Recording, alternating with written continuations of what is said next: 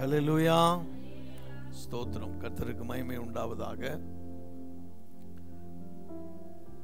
இந்த நாளிலும் தியானத்திற்கென்று பரிசுத்த மார்க்கு எழுதின சுவிசேஷம் 4ஆம் அதிகாரம் 20வது வசனத்தை தொடர்ச்சியாக பார்க்க போகிறோம். பரிசுத்த மார்க்கு எழுதின சுவிசேஷம் 4ஆம் அதிகாரம் 20வது வசனத்தை வாசிக்கலாம். வசனத்தை கேட்டு ஏற்றுக்கொண்டு 1:30 1:60 100 பலன் கொடுக்கிறார்கள். இவர்களே நல்ல நிலத்தில் விதைக்கப்பட்டவர்கள் என்றார். ஆமென். கண்களை ஒரு வினாடி மூடி கர்த்தரை நோக்கி பார்ப்போம். மகா பரிசுத்தத்தின் ஊற்றுக்கண்ணாய்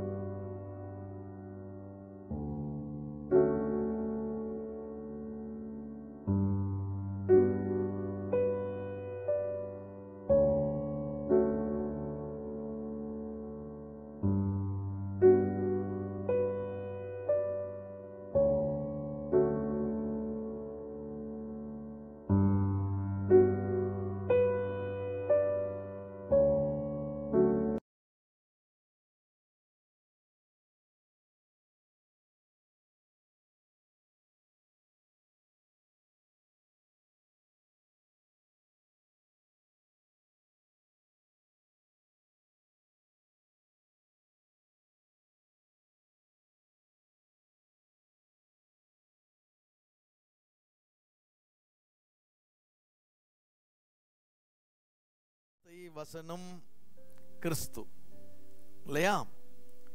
விதைப்பவர்கள் ஊழியர்கள், கர்த்தருடைய வேலைக்காரர்கள் அந்த வசனத்தை விதைக்கிறார்கள். நல்ல நிலம், நல்ல நிலம் ரட்சிக்கப்பட்டவர்கள் அப்படின்னு எடுத்துக்கலாம். அது ஊழியக்காரர்களாக இருக்கலாம், விசுவாசிகளாக இருக்கலாம், ரட்சிக்கப்பட்டவர்கள் அப்படின்னு எடுத்துக்கலாம். சரியா? இப்போ நல்ல நிலம்னு சொல்லி ரட்சிக்கப்பட்டவர்கள் நல்ல நிலம். இப்போ நான் உங்களுக்கு சாதாரணமாக புரிகிற விதமாக நான் சொல்லுகிறேன். நல்ல நிலம் என்று சொல்லி ரட்சிக்கப்பட்டவர்கள் எல்லாம் நம்ம எல்லாருமே ரட்சிக்கப்பட்டிருக்கிறோம். ஆனால் நம்ம நல்ல பண்படுத்தப்பட்ட நிலமாக இருக்கிறோமா என்று கேள்வி கேட்டால் சற்று சந்தேகம்தான். சரி, சற்று சந்தேகம் என்ன, நல்ல பெரிய சந்தேகம்தான். சரியா? அப்போ அந்த வகையில் நிச்சயமாக சொல்ல முடியாது. ஏன்னு கேட்டால், ஆண்டவர் இந்த பூமியை படைக்கும் போது, சிருஷ்டிக்கும் போது நல்ல நிலமாகத்தான் படைச்சார் இல்லைங்களா? என்றைக்கு மனுஷன் கீழ்ப்படியாமை என்ற பாவத்தை செய்தானோ அன்னைக்கு அந்த நிலம் முள்ளும் குறுக்கையும் முள்ளுள்ள நிலமாக மாறிவிட்டது. மனுஷனையும் அப்படி நல்ல மனுஷனாகத்தான் ஆண்டவர் சிருஷ்டித்தார், தன்னுடைய சாயலாக. அவருடைய சாயல்னா எப்படி இருக்கும் பார்த்துக்கோங்க. நல்ல சாயலாகத்தான், அவருடைய சாயலாகவே படைத்தார். ஆனால் அவன் எப்போ சத்ரு அவனுக்குள்ளே புகுந்தானோ அப்போமே அவன் எப்படிப்பட்டவனாயிட்டான்? அவனும் முள்ளு, அவனுடைய இருதயத்திலும் முள்ளும் குறுக்கையும் முளைத்து விட்டது. ஆக எல்லா மனுஷனும், எல்லா மனுஷனுடைய நிலமும் இருதயமும் என்னாகுது? நல்ல நிலம் என்று சொல்லுவதற்கு ஒன்றுமே இல்லை இல்லைங்களா? அப்ப நல்ல நிலமா மாறணும்னா என்ன செய்யணும்? அது பண்படுத்தப்பட வேண்டும். அதுதான் முக்கியம். பண்படுத்தப்பட்டால் தான் அது நல்ல நிலம். சரிங்களா? அப்ப அதுக்கு முன்னால எல்லா நிலமுமே அது முள்ளும் குறுக்கையுமா தான் இருக்கு. அது முள்ளுள்ள இடத்துல. அப்ப முள்ளுள்ள இடத்துல விதைக்கிற அந்த விதை எப்படி இருக்கும்? பலன் கொடுக்குமா? கிடைக்காது. அப்ப எல்லாரும் எப்படிப்பட்ட நிலத்தில் இருக்கிறோம்? ஒன்று வழி அருகே விதைக்கப்பட்டவர்கள், வழி அருகே இருக்கிற நிலமா இருக்கிறோம். எப்படி? போறது வந்ததெல்லாம் மேயுது, போறது வந்ததெல்லாம் மேயுது. அப்புறம் எப்படி இருக்கும்? ஏன்னா வேலி அடைக்கப்படலை. ஒரு ஆவிக்குரிய பாதுகாப்பு, ஒரு ஆவிக்குரிய வேலி அடைக்கப்படாத நிமித்தமாக வழியில போறதெல்லாம் மேயுது. ஆக அது பலன் தரவில்லை. இரண்டாவது கற்பாறை. கற்பாறையா எப்படி? அதுதான் இருதயமே கெட்டியா போச்சே, உள்ள போகாதே. இது வரைக்கும் போகும், இருதயத்துக்கிட்ட இங்கிருந்து இது வரைக்கும் போகும், இதுக்குள்ள வந்து இதுக்குள்ள வந்து இதுக்குள்ள வந்து இது வரைக்கும் போகும். இந்த இடத்துல தான் நல்ல கெட்டியா இருக்கு, அப்படியே அது பட்டு போயிருது. ஆக கற்பாறையான இருதயம் அது அப்படி ஆயிடுச்சு. அப்புறம் மீதி இருக்கிறது அந்த முள் உள்ள இடம் தான். இப்போ நமக்குள்ள முள் உள்ள இடமா தான் இருக்கிறோம். அந்த முட்கள் எல்லாம் எது? நான் கேஷுவலாக உங்களுக்கு, அதாவது நடைமுறை வாழ்க்கையில் இருப்பதை நான் சொல்லி கொண்டு போகிறேன். இதை வந்து நீங்கள் யாரும் நம்முடைய வாழ்க்கையில் இதை யாரும் பாஸ்டர் இதை குறித்து பேசினார், பல நாட்கள் பல மாதங்கள் ஆசீர்வாதத்தை குறித்தே உங்களுக்கு நான் செய்தி எடுத்து விட்டேன். கர்த்தர், நான் ஆசீர்வாதத்தை குறித்து செய்தி எடுத்தாலும் எடுக்கலனாலும் கர்த்தர் உங்களை ஆசீர்வதிப்பார். அல்லேலூயா. கர்த்தர் உங்களை ஆசீர்வதிப்பார். ஏன்னா இஸ்ரவேலை ஆசீர்வதிப்பதே தேவனுக்கு பிரியமானது. ஆக ரட்சிக்கப்பட்ட உங்கள் யாவரையும் ஆசீர்வதிப்பது தேவனுக்கு பிரியம். அதனால் அதுக்குள்ள அந்த எல்லைக்குள்ளேயே நான் வரல. ஆனால் அந்த ஆசீர்வாதத்தை நாம் சுதந்திரித்துக் கொள்வது என்பது நம்ம கனி கொடுக்க வேண்டியது. நம்முடைய இருதயத்தில் அது விளையணும். நம்ம நல்ல நிலமாய் இருந்து ஆண்டோடைய விதை நமக்குள்ளாய் விளைகிறதா, விளைந்து 1 30 60 100 பலன் கொடுக்கிறதா என்கிறதைத்தான். அது கொடுக்கணும்னா நம்ம கொடுக்கிற நிலையில இருக்கிறோமா இல்லையா என்பதை உங்களுக்கு நான் மேலோட்டமாக நடைமுறை வாக்கியத்தில் உங்களுக்கு சொல்லி கொண்டு போகிறேன். ஸ்தோத்திரம். கர்த்தருக்கு மகிமை உண்டாவதாக. அப்படி இந்த முள்ளுள்ள நிலத்தை குறித்து உங்களுக்கு முள்ளை எடுக்கும்போது, அந்த முள்ளெல்லாம் கொத்தி எடுக்கும்போது என்னாகும், அதாவது நிலத்தை பண்படுத்துறதுக்கு உழும்போது நிலத்துக்கு வலிக்கும், காயப்படுமா இருக்கு இல்லையா? கொத்தும் போது வலிக்கும், காயப்படத்தான் செய்யும். வெட்டும் போது அப்படித்தான், மிதிக்கும் போது அப்படித்தான் இல்லையா? வலிக்கும், காயம் ஏற்படும். ஆனால் பயப்பட வேண்டாம். யோபு 5:12 என்ன வாசிக்கிறோம்? அவர் காயப்படுத்தி காயத்தை கட்டுகிறார். அல்லேலூயா. காயப்படுத்தி காயம் கட்டுகிறார். அவை அடிக்கிறார், அவருடைய கை ஆற்றும். அல்லேலூயா. அதனால நம்ம யோசிக்க வேண்டியதில்லை. ஐயோ ஆண்டவர் என்னத்தான் சொன்னார், என்னத்தான் சொன்னார் அப்படின்னா அது பெரிய விஷயம். உன்னை ஆண்டவர் சந்திக்கிறார் என்று அர்த்தம். புரியுதுங்களா? ஆக கர்த்தரோட கரம் நம்மை காயப்படுத்தி காயம் கட்டுகிறதா இருக்கிறது, அடிக்கிறதா இருக்கிறது, ஆற்றுகிறதா இருக்கிறது. நாம் கவலைப்பட வேண்டாம். அல்லேலூயா. சரி, இப்போ முதலாவதாக இந்த ஒரு காரியத்தை உங்களுக்கு நான் காண்பித்து கொடுக்கிறேன். இந்த முள்ளுள்ள இருதயத்தில் நம்ம பரிசுத்த லூக்கா எழுதின சுவிசேஷம் 12ஆம் அதிகாரம் 10, 11, 12, 13, 14 வசனத்தில் நம்ம எதை குறித்து வாசிக்கிறோம்? பரிசேயனையும் ஆயக்காரனையும் குறித்து வாசிக்கிறோம். அல்லேலூயா. கவனிக்கிறீங்களா? இங்கே என்ன கவனிங்க, என்ன பாருங்க. நடைமுறை சொல்லிலே உங்களுக்கு நான் விளக்கி காண்பிக்கிறேன்.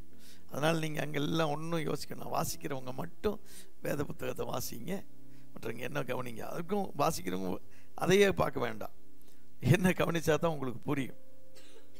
அப்போ ஆயக்காரனும் பரிசேயனுடைய காரியத்தில் நம்ம எதை பார்க்கிறோம்?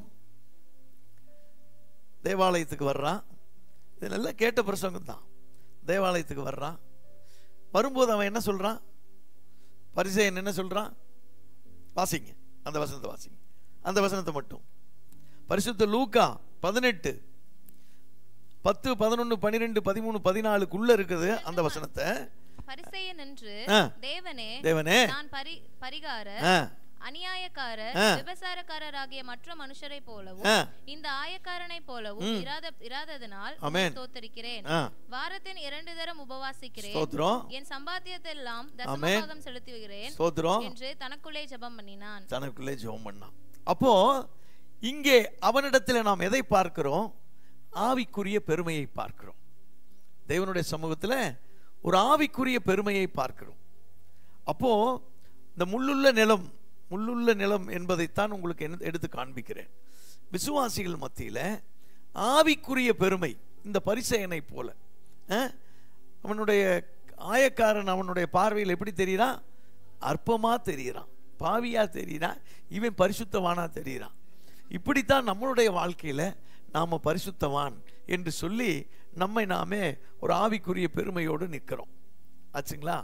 ஆனால் உண்மையிலே சொல்ல போச்சுன்னா இதுல உண்மை ஆண்டவர் என்ன சொல்றார் கடைசி அந்த வசனத்துல 14, அவன் அல்ல இவனே நீதிமானாக்கப்பட்டவனுமாய் வீட்டுக்கு திரும்பி போனான். ஆமென், ஸ்தோத்திரம். பாத்தீங்களா, அப்போ இதுல யாரு ஆவிக்குரிய பெருமை உள்ளவனை ஆண்டவர் நீதிமான் என்று சர்டிஃபை பண்ணல ஆச்சுங்களா. அப்ப ஆவிக்குரிய பெருமைகள் நமக்குள்ள இருக்குதா இல்லையா என்பதை நம்ம யோசித்து பார்க்கலாம். என்ன சொல்றோம், ஞாயிற்றுக்கிழமை நாம் சரியாக ஆலயத்துக்கு வருகிறோம், கூடுகைக்கு சரியாக வருகிறோம், நமக்குள்ளா இருக்கிறது, நம்ம எல்லாம் சொல்றோம் இல்லையா. தசம பாகத்தை கொடுப்பதிலே ஒரு பெருமை, காணிக்கை கொடுப்பதிலே ஒரு பெருமை, பாடுகிற பாடலிலே ஒரு பெருமை, ஆராதிப்பதிலே ஒரு பெருமை, நான் போதிக்கிறதுல ஒரு பெருமை, இப்படியாய் அநேக காரியங்களில் நமக்குள்ளாய் ஒரு ஆவிக்குரிய பெருமை இருக்கும் என்று சொன்னால் அது தேவனுடைய பார்வையிலே நீதியாய் இருக்காது. அல்லேலூயா, கர்த்தருக்கு மகிமை உண்டாவதாக. அப்போ இரண்டாவதாக வாசிக்கலாம் 1 யோவான் 2:16 வாசிங்களேன். 1 யோவான் 2:16. ஏனெனில் மாம்சத்தின் இச்சையும் கண்களின் இச்சையும் ஜீவனத்தின் பெருமையுமாகிய உலகத்தில் உள்ளவைகள் எல்லாம் பிதாவினால் உண்டானவைகள் அல்ல. ஆமா, ஜீவனத்தின் பெருமை, அதாவது இந்த பூமிக்குரிய பெருமைகள். இன்றைக்கும் நம்ம என்ன பேசுறோம், எங்க அப்பா வீட்டு பெருமை அப்படி, எங்க அம்மா வீட்டு பெருமை அப்படி, எங்க தாத்தா வீட்டு பெருமை அப்படி, இப்படின்னு நம்மளுடைய பெருமைகளை சுய தம்பட்டம் அடிக்கிறதுல நம்மள மாதிரி வேற ஆளே வேண்டாம். சும்மா எங்க அப்பா யாரு அப்படி இப்படின்னு சொல்லி பேசுறது மாத்திரமல்ல, தன்னுடைய உத்தியோகத்தை குறித்து, தன்னுடைய படிப்பை குறித்து, தன்னுடைய வருமானத்தை குறித்து, நான் இன்னும் பெரிய உத்தியோகத்தில் இருக்கிறனாக்கும், நான் இன்னும் பெரிய பவர்ஃபுல் போஸ்டில் இருக்கிறனாக்கும், அப்படி ஆக்கும் இப்படி ஆக்கும், இதெல்லாம் சாதாரணமாக நம்முடைய வாயில வருகிறது. இவைகள் எல்லாம் இந்த உலகத்தினால் உண்டானவைகள். அல்லேலூயா. அப்போ இந்த பெருமைகள் நம்முடைய ஜீவனத்தினுடைய பெருமைகளாய் இருக்கிறது. புரியுதுங்களா? அடுத்து இன்னும் பாத்தீங்கன்னா சங்கீதம் 49:6 வாசிங்க. தங்கள் செல்வத்தை நம்பி தங்கள் திரளான ஐஸ்வரியத்தினால் பெருமை பாராட்டுகிற ஒருவனாவது, தங்கள் செல்வத்தை நம்பி திரளான ஐஸ்வர்யம் நமக்கு வந்து சேர்ந்ததுனால நம்ம சொத்து சுகத்தை பத்தி பெருமை பேசி கொண்டிருக்கிறவங்களா இருக்காங்க. அதனாலேயே நம்மளை பிடிக்க. அதாவது நல்லா பாருங்க, நல்ல ரொம்ப வருமானம் இல்லாத இருக்கிற நாட்கள்ல தேவ சமூகத்தில் கடந்து வருவார்கள், தேவாலயத்தில் மிகுந்த ஒரு தாழ்மையோடு இருப்பார்கள், தேவன ஊழியர்களை கனப்படுத்துவார்கள். வசதி வாய்ப்பு எல்லாம் வந்து வருமானம் கொட்டி குவியும் போது என்னாகும், எல்லாம் தேவாலயம் அவர்கள் கண்ணுக்கு தெரியாது, தேவனும் கண்ணுக்கு தெரிய மாட்டார், தேவ ஊழியக்காரனையும் மதிக்க மாட்டாங்க. இதுதான். ஆக இதெல்லாம் ஜீவனத்தின் பெருமை. இப்படிப்பட்ட பெருமைகள் நம்முடைய உள்ளத்திலே இருக்கும் என்று சொன்னால் அது தேவநீதியாக எண்ணப்பட மாட்டாது. அப்போ நம்மளால அது நம்முடைய இருதயத்தில் அந்த வசனம் கிரியை செய்து பலன் கொடுக்காது. சரிங்களா? இரண்டாவதாக பூமிக்குரிய, முதல் ஆவிக்குரிய பெருமை, இரண்டாவது பூமிக்குரிய பெருமை, மூன்றாவதாக சுயநீதி. பாருங்க, நான் பிடிச்ச மொசலுக்கு தான் 3 காலு 4 காலு அப்படி ஏதோ ஒரு காலு என்று பேசுகிறவர்கள் அநேகர் உண்டு. புரியுதுங்களா? அப்போ என்ன நல்ல பாருங்க, நமக்கு அதாவது ஒவ்வொரு வசனத்துக்கும் இறையியல் படித்து அதிலேயே வசனத்தை ஆராய்ந்து பார்த்து தியானித்து பார்த்து இறையியலிலே ஒரு தேவ ஊழியக்காரன் என்கிற அபிஷேகத்தை பெற்றவன் சொல்ற வார்த்தையை காது கொடுத்து கேட்க மாட்டாங்க. மாறாக இவங்க ஒரு வசனத்துக்கு இவங்களுக்கு பிசாசு ஒன்று போதிச்சிருப்பான். யாரு? பிசாசு இவங்களுக்கு ஒரு வசனத்தை போதிச்சிருப்பான். அந்த வசனத்துக்கு தெளிவா ஒன்ன போதிச்சிருப்பான். அதை எடுத்து வச்சுக்கிட்டு அழகா சொல்லுவாங்க. நம்புற மாதிரியே இருக்கும். அது எப்படி இருக்கும்? நம்புற மாதிரியே இருக்கும். சுயநீதி. என்னது? சுயநீதி. ரோமர் 12:6 வாசிங்க. ரோமர் 10:3, 12:6, யோவான் 5:30 எடுத்துக்கிறவங்க டக்குன்னு வாசிங்க சத்தமா. நமக்கு அருளப்பட்ட கிருபையின்படியே, நமக்கு அருளப்பட்ட கிருபையின்படியே நாம் வெவ்வேறான வரங்கள் உள்ளவர்களானபடியினாலே, ஆமென், நம்மில் தீர்க்கதரிசனம் சொல்லுகிற வரத்தையுடையவன் விசுவாச பிரமாணத்துக்கு ஏற்ற. ரோமர் 12:6. நமக்கு அருளப்பட்ட கிருபையின்படியே நாம் வெவ்வேறான வரங்கள் உள்ளவர்களானபடியினாலே, நம்மில் தீர்க்கதரிசனம் சொல்லுகிற வரத்தையுடையவன் விசுவாச பிரமாணத்துக்கு ஏற்றதாக சொல்ல கடவன். ஆமென்.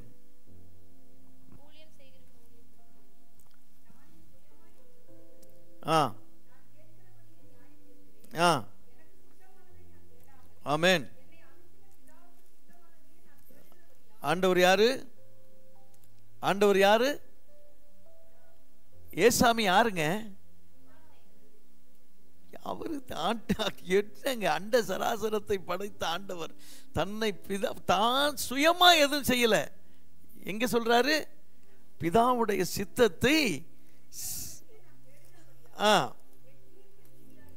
ஆமென், ஸ்தோத்திரம். அடுத்து யோவான் 5:30 அதான் வாசிங்களா? ரோமர் 10:3. தேவநீதியை அறியாமல் தங்கள் சுயநீதியை நிலைநிறுத்த எப்படியெனில் 10:3 வாசிங்க.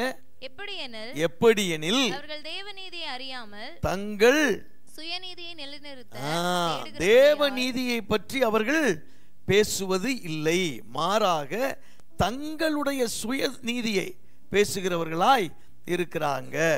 இதுதான் அவர்களுடைய செயல்பாடாய் இருக்கிறது. சரிங்களா? அப்போ இந்த கணக்கு நம்மள புத்தி 16 வாசிங்க. 12:16 சாரி 12:16 6 12:16 ரோமர். ஏக சிந்தை உள்ளவர்களாயிருங்கள், மேட்டுமையானவைகளை செய்யாமல் தாழ்மையானவர்களுக்கு இணங்குங்கள். ஆமென். உங்களையே புத்திமான்கள் என்று எண்ணாதிருங்கள். உங்களையே புத்திமான்கள் என்று எண்ணாதிருங்கள். அப்ப ஆண்டவர் சொல்ற காரியம், நம்ம இன்னைக்கு எத்தனை பேர் நம்ம தான் புத்திமான்னு சொல்லி பேசுறவங்க யார் இருக்கு? நல்லா கவனிச்சு பாருங்க. எத்தனை பேர் நம்முடைய வாழ்க்கையில உனக்கு ஒன்றும் தெரியாது பேசாமரு, உனக்கு ஒன்றும் தெரியாது பேசாமரு என்று சொல்லுகிறவர்கள் நம்ம வாயில எவ்வளவு வீசி. அப்போ உனக்கு எல்லாம் தெரியுமா? யோசிச்சு பாருங்க. நம்ம குடும்பத்தில் அதட்டுவோம், உனக்கு ஒன்றும் தெரியாது பேசாமரு, எல்லாம் எனக்கு தெரியும் இல்லையா? உனக்கு எல்லாம் தெரியுமா? இந்த மாதிரி பேசுறது எல்லாமே சுயநீதி தான். தங்களை தாங்களே புத்திமான்கள் என்று எண்ணாதிருங்கள். சரி, இப்போ இயேசுவை பார்க்கலாம். வாசிங்களா? மத்தேயு 11:29 வாசிங்க. அவர் என்ன சொல்றாரு? ஆவிக்குரிய பெருமை, பூமிக்குரிய பெருமை, சுயநீதி. அடுத்தது வாசிங்க. நான் சாந்தமும் மனத்தாழ்மையுமாய் இருக்கிறேன். சாந்தமும் மனத்தாழ்மையுமாய் இருக்கிறேன். என் நுகத்தை உங்கள் மேல் ஏற்றுக்கொண்டு. சாந்தமும் மனத்தாழ்மையும். எத்தனை பேருக்கு மனத்தாழ்மை இருக்குது சொல்லுங்க? இப்போ நம்ம ரட்சிக்கப்பட்டவர்கள் தான், இங்க இருக்கிற எல்லாருமே ரட்சிக்கப்பட்டவர்கள் தான். எத்தனை பேர்த்திட்ட மனத்தாழ்மை இருக்குது சொல்லுங்க? மனத்தாழ்மை இருக்குது. ஸ்தோத்திரம். மனத்தாழ்மை எத்தனை பேர்த்திட்ட இருக்கு சொல்லுங்க? மனத்தாழ்மை இருந்ததுன்னா அதை அப்படி நம்முடைய சுயமரியாதையை தட்டி பார்க்கணுன்ற எண்ணமே வராதே. சொல்லுங்க. ட்ரை பண்றோம். சோத்திரம் சோத்திரம். சொல்லுங்க. மனத்தாழ்மை ஆண்டவர் எவ்வளவு பெரியவர். அண்ட சராசரங்கள் கம்பேரிசன் ஜஸ்ட் நம்ம இதில் ஏன் கனி தரலங்கிறதுக்கான காரியங்களே சாதாரண நடைமுறையில் நம்ம எப்படி இருக்கிறோங்கிறத காண்பித்து கொடுக்குறேன். அவ்வளோதான், வேற ஒன்றும் கிடையாது. இன்றைக்கு பிரசங்கம் முழுக்க அதுதான். அப்போ ஆண்டவரே மனத்தாழ்மை இருக்கிறாரு. நம்ம இடத்துல எங்க மனத்தாழ்மை இருக்குது? நம்ம இன்னும் நெஞ்ச நிமித்திக்கிட்டு நம்மளை விட்டு ஆள் என்னதானே நிற்கிறோம். அல்லது ஏதாவது ஒன்று சொல்லிட்டோம்னா அடுத்த நிமிஷம் என்ன இப்படி சொல்லிட்டாரே, என்ன இப்படி சொல்லிட்டாரே நினைக்கிறோமா இல்லையா? சொல்லுங்க. இல்லைன்னு சொல்ல முடியுமா? பாஸ்டர் என்ன இப்படி சொல்லிட்டாரு யோசிக்கிறோமா இல்லையா? சொல்லுங்க. சொல்லி யோசிக்கிறோமா இல்லையா? அப்ப எங்க மனத்தாழ்மை? புரியுதுங்களா? அங்க மனத்தாழ்மை இல்லை, இதுதான் உண்மை. அடுத்துங்களா? அடுத்து லூக்கா 22:27 வாசிங்க. லூக்கா 22:27 டக்குன்னு. பஸ்காவை பலியிட வேண்டிய புளிப்பில்லாத அப்ப பண்டிகை நாள் வந்தது. லூக்கா 22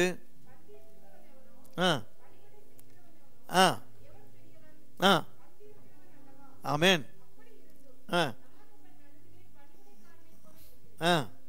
பாருங்க, அப்ப ஆண்டவர் அங்கே பணிவிடைக்காரனை போல ஆண்டவர் இருக்கிறார். புரியுதுங்களா? ஆனா நம்ம எத்தனை பேரு யோசிச்சு பாருங்க. ஆலயத்தை கூட்டி சுத்தம் பண்ணுங்க, ஆலயத்தில் இருக்கிற ஆலயத்தை சுத்தி சுத்தமா வச்சுக்கங்கன்னா என்ன சொல்றோம்? நமக்கு மனசு வர மாட்டேன்னுதே. உங்களை சொல்றேன்னு நினைக்காதீங்க, சிரிக்க கூடாது, சரியா?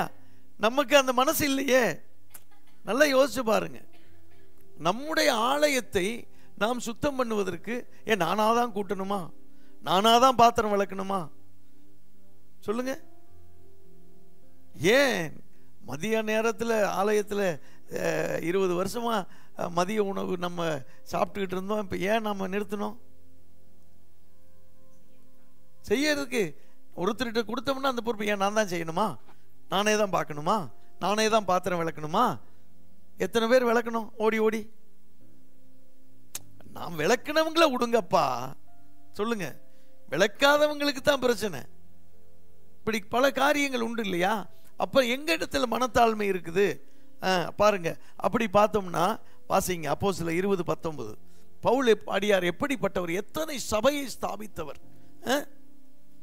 சொல்லுங்க, எத்தனை சபையை ஸ்தாபிச்சவர்.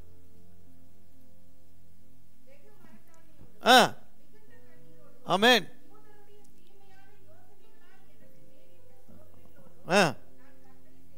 ஆமென். எப்படி பாருங்க, நல்லா கவனிச்சு பாருங்க.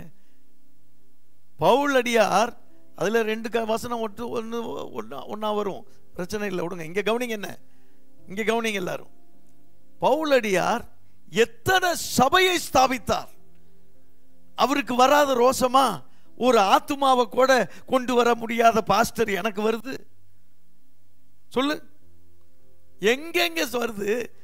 எங்க மனத்தாழ்மை இருக்குது? நீ எங்க கனி கொடுக்க போற? பவுலடியார் அத்தனை சபையை ஸ்தாபிச்சு அத்தனை ஆத்துமாக்களை ரட்சிப்புக்குள்ள நடத்தி அவருக்கு வராத ரோசம், அவருக்கு வராத கோபம், அவருக்கு வராத சுயமரியாதை, வாழ்ந்திருக்கவும் தெரியும், தாழ்ந்திருக்கவும் தெரியுங்கிறார். எத்தனை அடிகள் பட்டாலும், எத்தனை இது பண்ணாலும் எனக்கு அந்த வசனத்தை வாசிங்க இன்னொரு முறை. வெகு மனத்தாழ்மையோடு மிகுந்த கண்ணீரோடும் எல்லா சோதனைகளோடும் கர்த்தரே. மிகுந்த மனத்தாழ்மை. ஏப்பா, நீ ஒரு 10 சபையை ஸ்தாபிச்ச ஒரு ஊழியக்காரனுக்கு பேரும் புகழும் பெற்று வேதத்தில் பதிவு செய்யப்பட்ட பவுலடியாருக்கு வராத கோபம், ஒண்ணுமே இல்லாத பாஸ்டர்ன்ற பேரை மட்டும் வச்சுக்கிட்டு ஒரு ஆத்மாவை கூட கொண்டு வராத எனக்கு கோபம் வந்துருதப்பா, ரோஷம் வந்துருது. எங்க போய் பேசுறது? வாசிங்காக தாழ்மையோடு இருக்கணும். இன்னும் பிலிப்பியர் சொல்றார், இன்னும் அப்போ வாழ்ந்திருக்கவும் தெரியும், தாழ்ந்திருக்கவும் தெரியும். அடுத்ததாக 5வது காரியம் 1 கொரிந்தியர் வாசிங்க. 1 கொரிந்தியர் 14:33 வாசிங்க. 1 தீமோத்தேயு சமாதானத்திற்கு தேவனாய் இருக்கிறார், பரிசுத்தவான்களுடைய சபைகள் எல்லாவற்றிலும் அப்படியே இருக்கிறது. நம்முடைய தேவன் எப்படிப்பட்டவருங்க? சமாதானத்தின் தேவர். வேற எது இன்னும் அந்த வார்த்தையை படிங்க, சொல்லுங்க. இன்னைக்கு யதார்த்தமா உங்களுக்கு காண்பித்து கொடுக்குறேன். கலகத்திற்கு ஆமே. யாருங்க? நம்ம ஆண்டவர் எப்படிப்பட்டவருங்க? கலகத்துக்கு. நம்ம கலகம் பண்றதே, கலகத்தை மூட்டுறதே நமக்கு மெயின் வேலையா இருக்குது. எங்க போய் சொல்றது? சொல்லுங்க. கலகம் பண்றதுக்கே, சபையில கலகத்தை உருவாக்குறதுக்குன்னே நம்ம ஒரு கூட்டமே ஆண்டவர் பிசாசு எழுப்பி விடுறான். இது இப்படியா, இது இப்படியா, இல்லாததுக்கெல்லாம் முடிச்சு போட்டு விடுறான். எதை சொல்றோம், எதை சொல்லக்கூடாது, எதை தெரியாம வாய் தவறி பேசுறத கூட அதுக்கு கரெக்டா ஜோடியை சேர்த்து, வார்த்தையை கரெக்டா ஜோடி சேர்த்துவான். ஆனா நம்ம ஆண்டவர் எப்படிப்பட்டவர்? கலகத்திற்கு தேவன் அல்ல. கலகமே இருந்தாலும் அங்க சமாதானத்தை உண்டு பண்ணுகிறவர். வாசிங்க அடுத்தது. 1 தீமோத்தேயு 2ஆம் அதிகாரம் 1 வாசிங்க. நாம் எல்லா பக்தியோடும் நல்லொழுக்கத்தோடும் கலகம் இல்லாமல் அமைதலுள்ள ஜீவனம் பண்ணும்படிக்கு ராஜாக்களுக்காகவும் அதிகாரம் உள்ளவர்கள் யாவருக்காகவும் அப்படியே செய்ய வேண்டும். 18. சரி, அடுத்தது சங்கீதம் 107:10 வாசிங்க. ஏசாயா 1:2 வாசிங்க.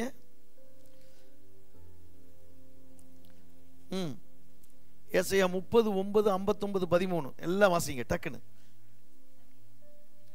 107:10 ஏசாயா. தேவனுடைய வார்த்தைகளுக்கு விரோதமாய் கலகம் பண்ணி உன்னதமானவருடைய ஆலோசனையை அசட்டை பண்ணினவர்கள். ஆமென். தேவனுடைய வார்த்தைக்கு சொல்லுங்க, நம்முடைய கலகம் எதுக்கு விரோதமா இருக்கு? தேவனுடைய வார்த்தைக்கு தான் கலகம். அதுக்கு தான் கலகத்தை உண்டு பண்ணுகிறோம். வாசிக்கிறோம். நம்ம இந்த என்னது, நம்ம ஒவ்வொரு நாளும் இங்கே அறிக்கை செய்கிறோமே, வாரம் பாவ அறிக்கை. அதில் 2வது அறிக்கை என்ன வாசிக்கிறோம்?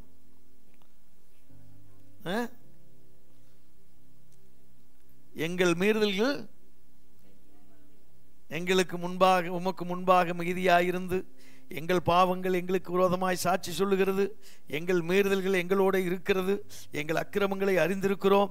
கர்த்தருக்கு விரோதமாய் துரோகம் பண்ணினோம், பொய் பேசினோம், எங்கள் தேவனை விட்டு பின்வாங்கினோம், கொடுமையாகவும் கலகமாகவும் பேசினோம், கள்ள வார்த்தைகளை கற்பந்தரித்து. கலகமூட்டுறதுக்கு கள்ள வார்த்தைகளை கற்பந்தரித்து பேசாம இருந்திருக்கேன்னு சொல்லுங்க. யாரையும் நான் சோதிக்கிறதுக்கல்ல. நம்ம எப்படி கனி கொடுக்கிறோம்? இல்லாததை இட்டுக்கட்டி பேசுறோம் இல்லைங்களா? அப்ப இதெல்லாம் நமக்குள்ள இருக்குதா இல்லையா? யோசிங்க. ஒரு வார்த்தைக்கு நமக்கே அர்த்தம் தெரியாத சொல்லியிருப்போம். அதுக்கு புதுசா அர்த்தத்தையே உண்டு பண்ணி டிக்ஷனரியிலிருந்து எடுத்து அழகா இட்டுக்கட்டி பேசி நல்ல ஒரு கிளியரா ஒரு சப்ஜெக்டையே மேட்டரே உருவாக்கியிருப்போம். உண்டா இல்லைங்களா? நம்ம படித்த படிப்பெல்லாம் எதுக்கு உதவுது? கலகமத்தை மூட்டுறதுக்கு தான் உதவுது. ஸ்தோத்திரம். அப்போ கலகம் அமைதலாக இருக்கணும், கலகம் பண்ணக்கூடாது. இந்த இருதயம் நமக்குள்ளே இருக்குதா? அடுத்தது வாசிக்கலாம். 1 தீமோத்தேயு 5:13 வாசிங்களேன். 1 தீமோத்தேயு. இதெல்லாம் நம்முடைய யதார்த்தமான வாழ்க்கையில் நடக்கிற காரியங்கள்.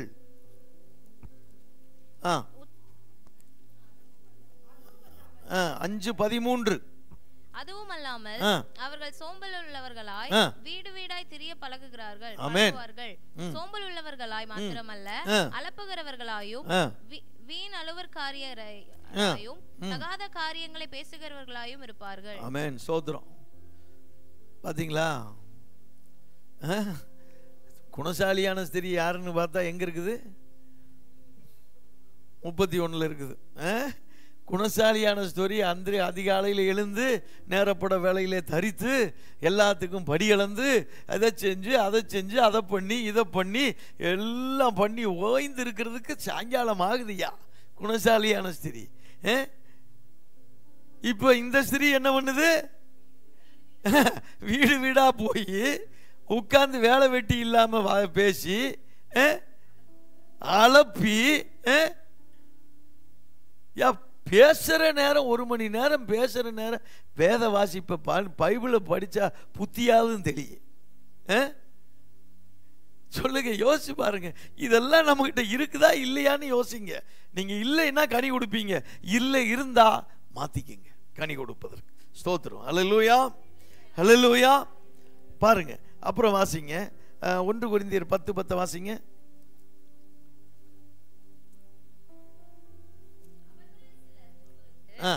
சங்காரக்காரராலும் அழிக்கப்பட்டார்கள். அதுபோல நீங்களும் முறுமுறுக்காதிருங்கள். முறுமுறுக்காத இருக்கணும். நம்ம மனசுக்குள்ளேயே முறுமுறுக்கிறவங்க எல்லாம் உண்டு. சரிங்களா? வெளியில அது ஆண்டவர் நினைவுகள் அறிந்திருக்காரு. யூதா 1:16 மட்டும் வாசிங்க. யூதா 16. அது 1:16 தான். இவர்கள் முறுமுறுக்கிறவர்களும் முறையிடுகிறவர்களும் தங்கள் இச்சைகளின்படி நடக்கிறவர்களுமாய் இருக்கிறார்கள். ஆமென். இவர்களுடைய வாய் இருமாப்பானதை பேசும், தற்பொழிவுக்காக முகஸ்துதி செய்வார்கள். ஆமென். இந்த ஒவ்வொரு வார்த்தையும் இன்னொரு வாட்டி சொல்லு. இவர்கள் முறுமுறுக்கிறவர்களாகவும் முறையிடுகிறவர்களாகவும் தங்கள் இச்சையின்படி தேவனுடைய வார்த்தையின்படி அல்ல, தங்கள் இச்சையின்படி நடக்கிறவர்களாகவும் இவர்களுடைய வாய் இருமாப்பானவைகளை பேசும். வாயை திறந்தா இருமாப்பு தான், வாயை திறந்தா அப்புறம் தற்பொழிவுக்காக முகஸ்துதி செய்வார்கள். ஆமா, தற்பொழிவுக்காக அப்படியே நல்ல வலிஞ்சு நெளிஞ்சு பேசிடுவோம். ரைட். ஆக முறுமுறுப்பு, தகாத காரியங்களை பேசக்கூடாது, முறுமுறுப்பு இல்லாம இருக்கணும். அடுத்து மத்தேயு 12:36 வாசிங்களே. மத்தேயு 12:36, 1 கொரிந்தியர் 15:33 ரெண்டையும் வாசிங்க டக்குன்னு. மனுஷர் பேசும் வீணான வார்த்தைகள் யாவையும் குறித்து நியாய தீர்ப்பு நாளிலே. ஆமென். நீங்க பேசுற வீணான வார்த்தை நல்ல கணக்கு. நீங்க பேசுற ஒவ்வொரு வார்த்தையும் அக்கவுண்டபிள்.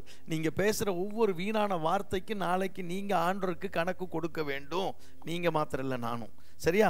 1 கொரிந்தியர் 15:33 வாசிங்க சீக்கிரம். மோசம் போகாதிருங்கள், ஆகாத சம்பாஷணைகளை நல்லொழுக்கங்களை கெடுக்கும். பாத்தீங்களா? ஆகாத வேண்டாத வீண் பேச்ச பேசி நல்ல ஒழுக்கத்தையே கெடுத்துறாதீங்க. புரிஞ்சுதுங்களா? அப்ப இவைகள் எல்லாம் நம்முடைய வாழ்க்கையில நடைமுறையில இருக்குதா இல்லையா முன்னால வச்சு பாருங்க. சரியா? இருக்கு. அடுத்ததா வாசிக்கலாம். வீணான பேச்சு ஆகிய கிரியைகள். தீத்து 1:16 வாசிங்க. தீத்து 1:16.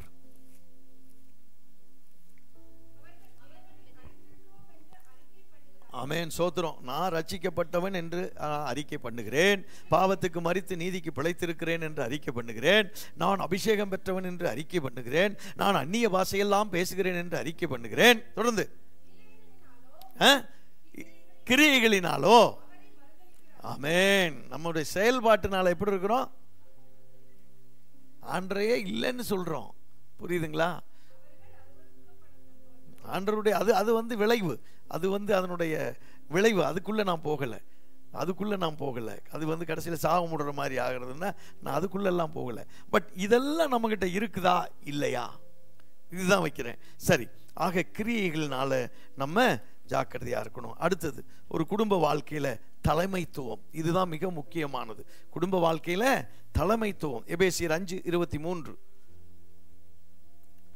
கிறிஸ்து சபைக்கு தலையா இருக்கிறது போல புருஷனும் மனைவிக்கு தலையா இருக்கிறான். ஆமென். அவரே சரீரத்திற்கும் இரட்சகராய் இருக்கிறார். ஆமென். நல்லா பாருங்க. அப்போ வாழ்க்கையில புருஷன் சபைக்கு கிறிஸ்து தலையாய் இருக்கிறது போல புருஷன்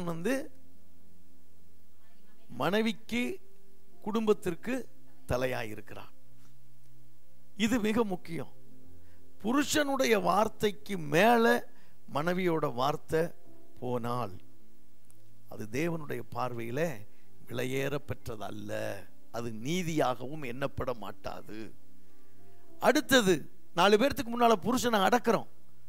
பேசாம இரு, உனக்கு ஒண்ணும் தெரியாது, நிறுத்துறோம். புருஷனுக்கு முந்தி பேசுறோம். என்னாகும்? நம்முடைய புருஷனை நம்ம அடிமைப்படுத்தி அவனை தலையா இல்லாதபடிக்கு நீ வாழ அடிமையானவனா இருக்கிற. நீ கடைசி வரைக்கும் அடிமைக்குத்தான் பொண்டாட்டிய ஒழிய நீ ஒரு மகாராஜாவுக்கு பொண்டாட்டி அல்ல. எத்தனை குடும்பத்துல இது நடந்திருக்குது. நம்முடைய பிரச்சனையே அதுதான். நமக்கு நல்ல பாசமா இருப்பாங்க, நல்ல படிச்சிருப்பாங்க, 2 பேரும் நல்ல வருமானத்தில் இருப்பாங்க. ஆனால் இவரு அடங்கி இருப்பார், அந்த அம்மா கொஞ்சம் ஒசரத்தில் இருக்கும். இதெல்லாம் அதை புருஷனை ஒரு ஒரு டிஷ்யூ பேப்பர் தான் வச்சிருப்பாங்க. இவர்களுடைய வாழ்க்கையெல்லாம் எப்படிப்பட்ட வாழ்க்கையாக இருக்கும் அப்படிங்கிறதுக்கு நம்ம பலன் கொடுக்க மாட்டோம். வேற ஒன்றும் சொல்லலை, நான் வேற எதையும் சொல்ல வரல. நம்முடைய கனிகளினால இதெல்லாம் தெரியும். சரி, அப்படி இருக்குது இல்லைங்களா? 1:23. ஆமா, ஆண்டவரை பற்றி சொல்லணும்னா அதுதான். அடுத்ததாக இப்போ இந்த காரியங்கள், இப்போ இதெல்லாத்தையும் நீங்க புரிஞ்சுக்கோங்க. அப்போ நம்ம குடும்பத்தில் நம்ம பலன் கொடுக்கிறோமா கொடுக்கலையா? 30ஆக 60ஆக 100ஆக தேவனுடைய வார்த்தை நமக்குள்ளாய் விளைந்திருக்கிறதா? விளைந்து விருட்சமாய் மாறி பூ பூத்து காய் காய்த்து கனி கொடுக்கிறதா? இது நமக்கு முன்பாக வைக்கப்பட்ட கேள்வி. பிரியமானவர்களே, ஆவிக்குரியவர், ஆவிக்குரிய தேவன் இந்த அருமையான நாளில் முள்ளுள்ள இடங்களில் விதைக்கப்பட்ட விதையாக நாம் இருக்கிறோமா? அந்த முள்ளுள்ள நிலம் எப்படிப்பட்டது? ஒரு ஆவிக்குரிய பெருமை முதலாவது, இரண்டாவதாக பூமிக்குரிய பெருமை, மூன்றாவது சுயநீதி, நான்காவது தாழ்மையற்ற ஒரு பெருமை, ஐந்தாவது கலகத்தை தூண்டிவிடுவது, தகாத வார்த்தைகளை பேசுவது, முறுமுறுப்பது, வீணான பேச்சு, கிரியைகள் இல்லாத காரியங்கள், கிரியைகள் இல்லாத காரியத்தை கிருதையினால வெளியில வெளிப்படையான நடிப்பு, மாய்மாலம். இப்படி குடும்பத்தில் நம்ம யாரு, குடும்பத்தில் ஸ்தானம், அதாவது ஒரு குடும்பத்தில் தலைவன், அதாவது புருஷன், புருஷனுக்கு அப்புறம் நமக்கு வயசாயிருச்சு, அப்போ நமக்கு இங்கே யாரு, அடுத்தது யாரு? எனக்கு வயசாயிடுச்சு, இனி என்னோட இடத்துல யார் நிற்பா? மூத்தவன், சேஷ்ட புத்திரன், மூத்த மகனுக்கு தான் அந்த. இன்னைக்கு நிறைய குடும்பங்களில் போய் பார்க்கலாம், அண்ணன் என்ன சொல்றாரு. நம்ம இந்த கவுண்டம்பாளையம் குடும்பத்தில் பார்க்கலாம், இன்னைக்கும் 18 பேர் அந்த குடும்பத்தில் இருக்கிறாங்க. இன்னைக்கும் மூத்த அண்ணன் என்ன சொல்றாரு, அண்ணன் என்ன சொல்லுகிறார்கள். அநேக குடும்பம், இது உதாரணத்துக்கு ஒரு வார்த்தையை சொல்றேன், இன்றைக்கு அநேக குடும்பங்கள்ல இன்றைக்கு தகப்பனுக்கு அடுத்ததாக தன்னுடைய மூத்த சகோதரனை குறித்து கனம் கொடுப்பார்கள். அல்லேலூயா. ஆக இந்த குடும்பம் தான் நிச்சயமாக எப்படி இருக்கும்? கனி கொடுக்கிறதா இருக்கும்.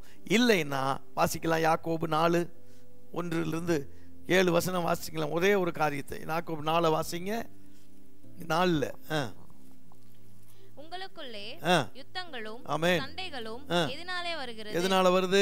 உங்கள் அவயவங்களில் போர் செய்கிற இச்சைகளினாலே.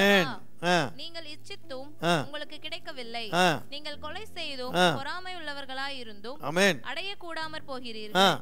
நீங்கள் சண்டையும் யுத்தமும் பண்ணி. இதெல்லாம் நீங்க இந்த 1-7 நீங்களா படிச்சுக்கிறீங்க, சரியா? வாசிக்கவே வேண்டாம், நீங்களா படிச்சுக்குங்க, வீட்டில் போய் படிங்க. ஆண்டவர் இங்க எப்படி நம்மளை குறித்து ஆவியானவர் மென்ஷன் பண்றாருன்னு பாருங்க. இந்த செயல்பாடுகள் எல்லாம் நம்மிடத்துல இருக்கிறபடினாலே நம்முடைய விண்ணப்பங்கள் தேவனிடத்துல எட்டல, அங்கே நம்முடைய காரியங்கள் சித்தீகரிக்கல. அப்படின்னா என்ன? கனி கொடுக்கல. அல்லேலூயா. நீ மனசுக்குள்ள வச்சு நீ பொறுமைனாவே அது தேவனுடைய பார்வையில நீதி அல்ல. சிலர் பேசுவாங்க, நேருக்கு நேரா பேசி அப்பா முடிச்சிடுவாங்க, முடிச்சுட்டு நல்ல இருதயம் வெறும் நல்ல ஃப்ரீயா ஆயிரும். இன்னும் ஒன்று இருக்கும், அப்படியே உள்ளுக்குள்ளேயே வச்சு புழுங்கி புழுங்கி புழுங்கி புழுங்கி அது என்னாகும்? வெந்து. ஐயோ, இதெல்லாம் தான் இன்னைக்கு கனி கொடுக்காதபடிக்கு, நம்முடைய ஜெபமும் விண்ணப்பமும் அங்கே தேவ சமூகத்தில் எட்டாதபடிக்கு, நம்முடைய வாழ்க்கை நீதியற்றதா இருக்கிறபடினாலே இதெல்லாம் தான் காரணம். ஆக இன்றைக்கு ஆவியானவர் நம்மோடு கூட பேசி இருக்கிறார். அல்லேலூயா, அல்லேலூயா. இன்னும் பார்த்தா இந்த பெருமையில முதியவர்களுக்கு இளையவர்கள் மதிப்பு கொடுக்க மாட்டாங்க, இல்லைங்களா? சோ இவைகள் எல்லாம் கணம் பண்ணி கொள்ளுவதற்கு முந்திக் கொள்ளுங்கள்னு ஆண்டவர் சொல்றார். எத்தனை பேர் கணம் பண்ணிக்கிறோம்? வந்த உடனே pastor brother, praise lord brother, praise lord sister, praise lord aunty, praise lord uncle, pastor praise lord. எத்தனை பேர் முந்திக்கிறோம்? அவன் சொல்லட்டுமே பார்க்கலாம். எப்படி சொல்லட்டுமே? சொல்லுவானா சொல்ல மாட்டானான்னு பார்க்கலாம். எப்படி சொல்லுவானா சொல்லுவானா? முன்னாலேயே சொல்லிட்டேன்னு வச்சுக்க, ஓங்கி ஒரு அப்ப விட்ட மாதிரி ஆகி போயிரு, இல்லையா? சரியா? ஆக பிரியமானவர்களே, இதெல்லாம் நடைமுறையில நம்முடைய வாழ்க்கையில ஒன்றோடு ஒன்று இணைந்திருக்குதான்னு பாருங்க. பார்த்துட்டு நம்மை நாமே ஒரு விஷயம் யோசித்து தேவ சமூகத்தில் எது நீதி என்பதை நாம் கிரியைகளினாலே நிரூபிக்கிறவர்களாக இருப்போம். தேவன் தாமே இந்த வார்த்தைகளை ஆசீர்வதிப்பாராக. ஜெபிக்கலாம். அன்பின் பரலோக பிதாவே, உம்மை நன்றியறிதல் உள்ள உள்ளத்தோடு உம்மை துதிக்கிறோம் சாமி. இந்த நாளிலும் அப்பா